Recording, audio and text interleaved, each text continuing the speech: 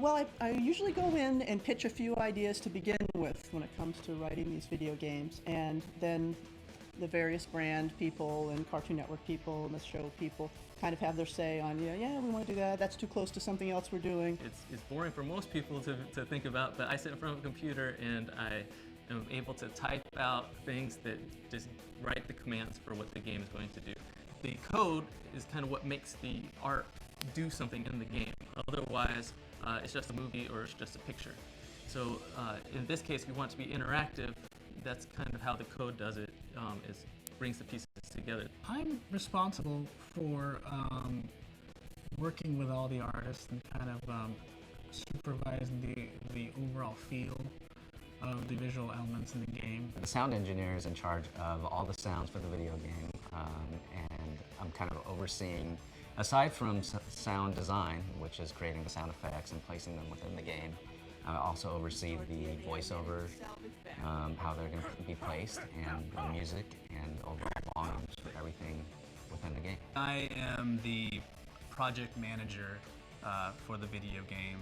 I oversee all departments, and I'm also the liaison between our studio and our publisher and licensor. So I'm kind of the point man to get everybody communicating, and also, of course, to make sure we're staying on schedule. In the many departments, usually art consists of level artists, not so much design, but the creation of what you see in the game. The worlds, the environments, the trees, the things that you're going to interact with in the game. Yeah, the video games are like additional alternate adventures, as are the books, as are the comic books. It's not, if it's not in the TV show, it's not really canon, but we do try to keep it as close to things that would be possible within the TV show. Bringing a 2D character to life in the 3D poses many challenges. On a 2D show, you have a lot of allowances that you can do, like show characters only on certain angles that are ideal for the character. In 3D, we don't have that luxury. We have to show the character, at all angles because the player is in control. If you think about what's in the show versus what's in the video game, there's a lot more animation in the video game than there is in the show.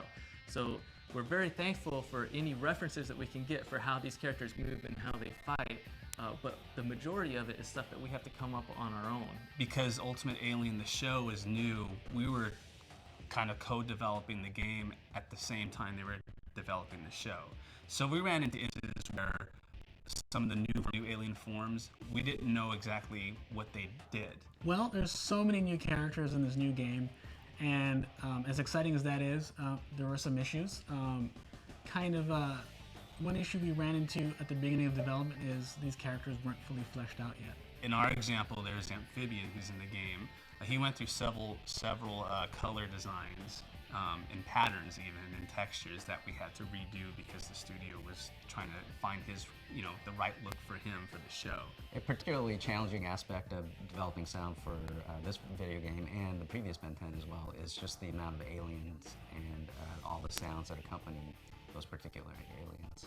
Aside from being varied and unique, just the sheer amount of them is a challenge. Environments as well in the game, we're taking the player all around the world. So they're going to be going to pretty much every continent. They'll be going to China, Tokyo, South America, the US, even places in Europe. So to be able to create all these different environments was a challenge as well. Well, one of the levels that I thought was exciting to work on and bring to life was the China level. It posed a lot of challenges, but at the same time, it gave us a lot of creative freedom to be able to create a lot of mystique and secrecy and things like that. In developing the sounds for Ben 10, we're constantly playing the game through the various iterations, the various builds to see where it's at and to see what new things have come up that we need to play sound effects for.